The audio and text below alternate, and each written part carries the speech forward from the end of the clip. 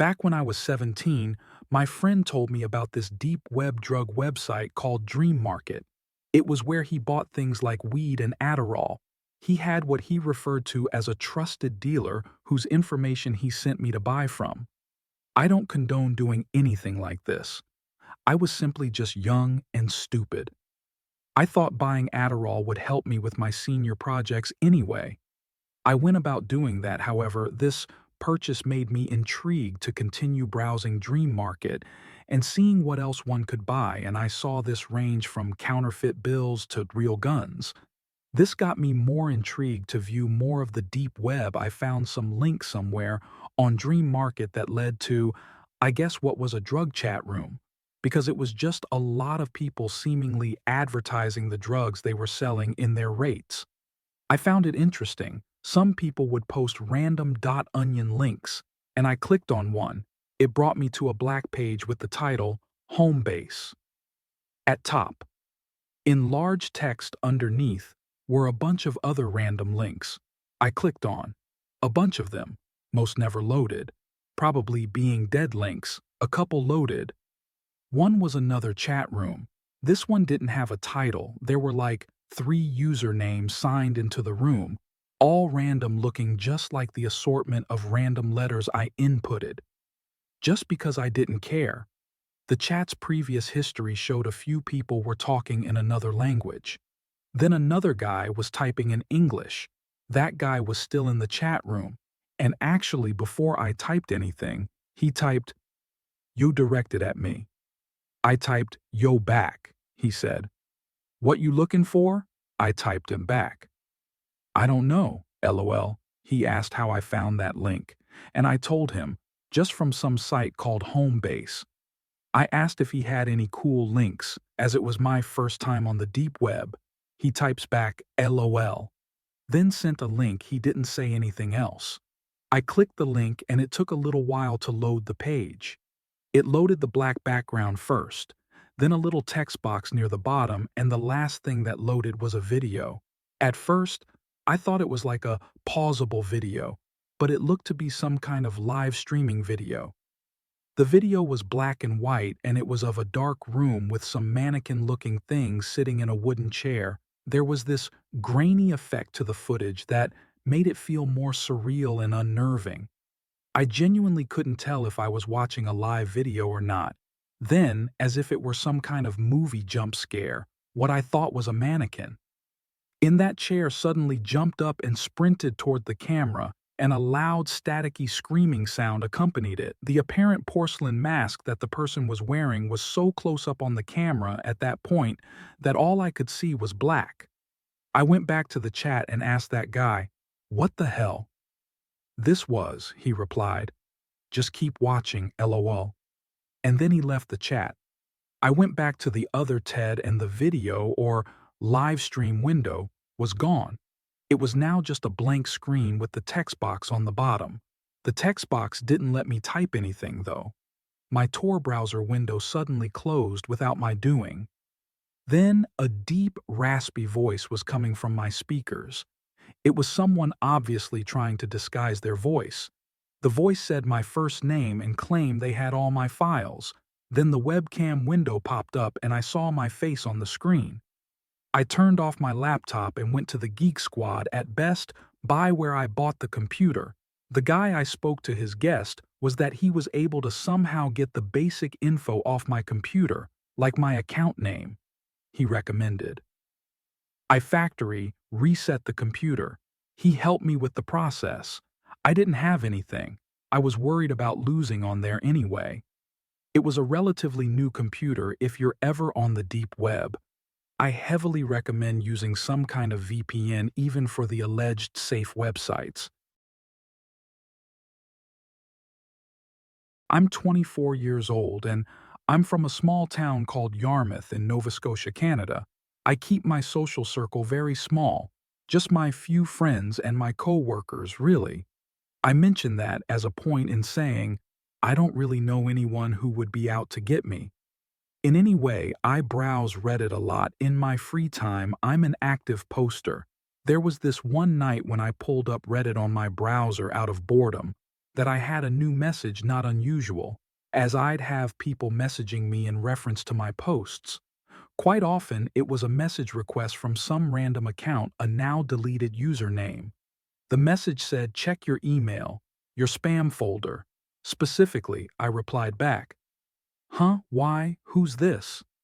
In the meantime, I opened up my Gmail and went to the spam folder. There was one email that stuck out from the rest, titled, in all caps, "I know who you are." I opened the email and it was basically a paragraph full of my personal information, including my full name, my Reddit password, my home address, along with threats. Basically, whoever sent the email was asking for a one-time payment of $5,000 through Bitcoin to a specific Bitcoin wallet address. My heart was basically in my throat. I had that terrible feeling of helplessness and like the entire world was collapsing in on me. The first thing I did was cover my webcam with a piece of tape. Secondly, I went back to Reddit to see if the user ever answered my message. They did not.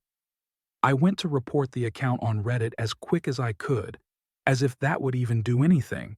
Though, I replied to the email copy-pasting the exact message I sent to the Reddit account, asking who this was, how they got that information, and if this was a prank.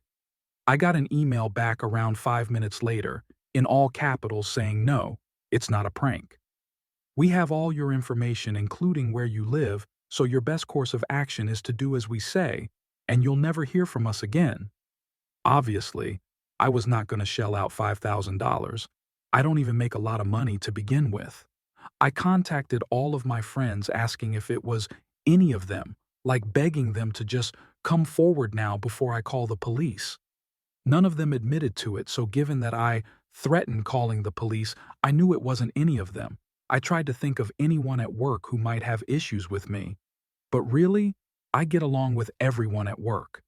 I chalked it up to my password, somehow being stolen by malware or a hacker, and through that they somehow got the rest of my information. The main question was, do I pay the money? And that was absolutely not happening. I forced myself to go to sleep and left my laptop off. The whole next day, I used my desktop instead. After getting home from work, I didn't sign into Reddit or anything, though I did, however, change my password on all other websites and apps on my phone.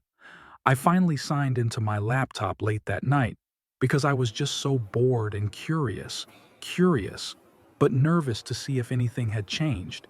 And if I'd gotten any new emails I signed on, and everything on my computer still looked normal.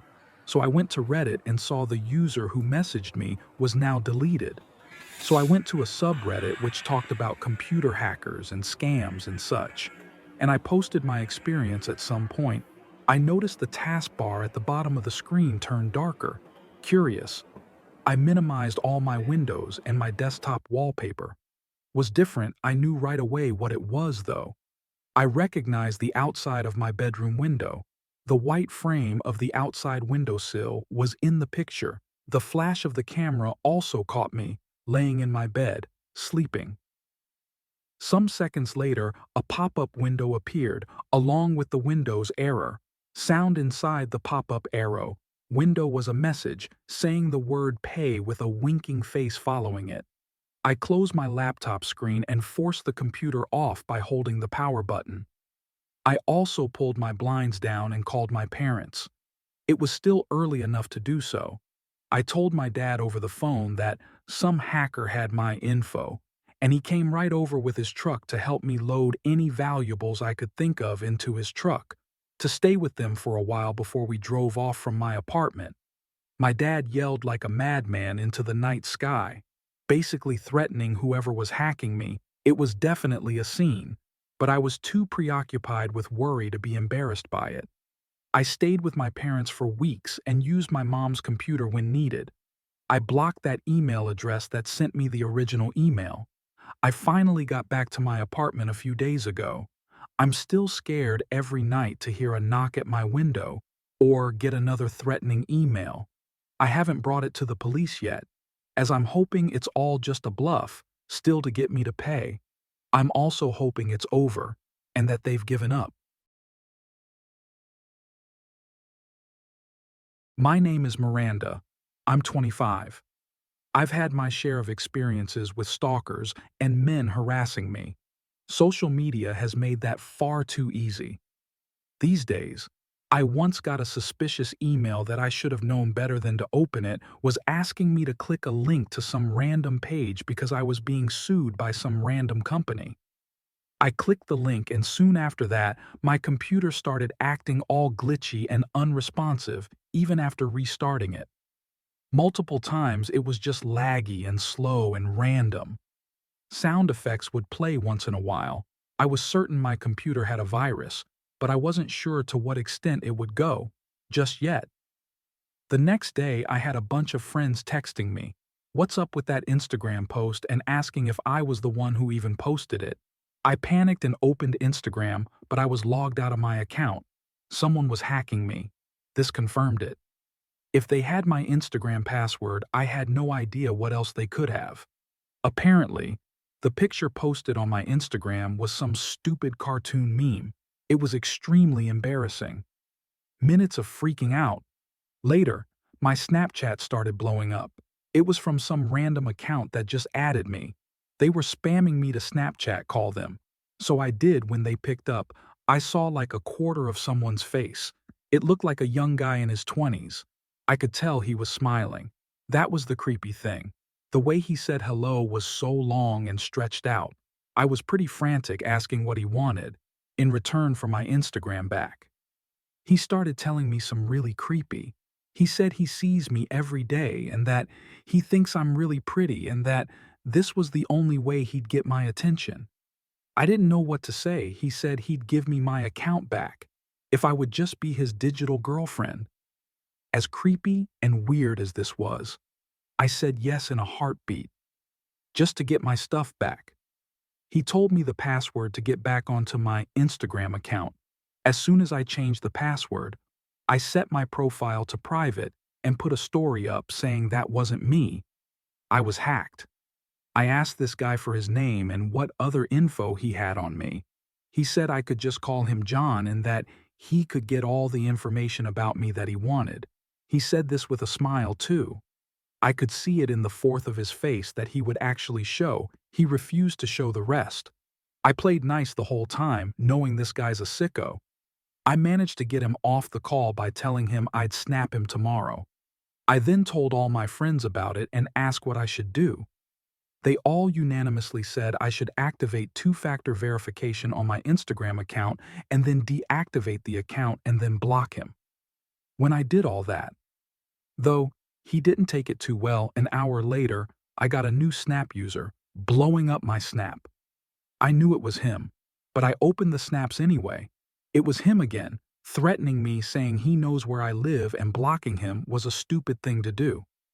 I showed it to my parents now because it was getting serious, so my dad called the police. I didn't block the guy's Snapchat yet, though, and I'm glad I didn't. As my parents and I were sitting in the kitchen waiting, I got a snap from the guy. It was a video. I waited a few seconds before opening it. It was a video of him sitting in his car in front of our house with the caption, "Don't block me again." My dad ran outside in a fit of rage. He tried to stop him, but he wouldn't. But the car wasn't even in front of the house anymore. The guy probably waited until driving away before setting that snap. I'm just gonna say, the police did absolutely nothing. They seemed clueless on the matter, but there's not much police could do in hacker situations anyway. Apparently, however, I did send a snap of the police car back to the guy and put a caption with me again, "You'll be arrested." He opened the snap and immediately blocked me, so I'd say it worked. This story has a happier ending than most, I guess, but the amount of info some people can get from you online is absolutely terrifying. You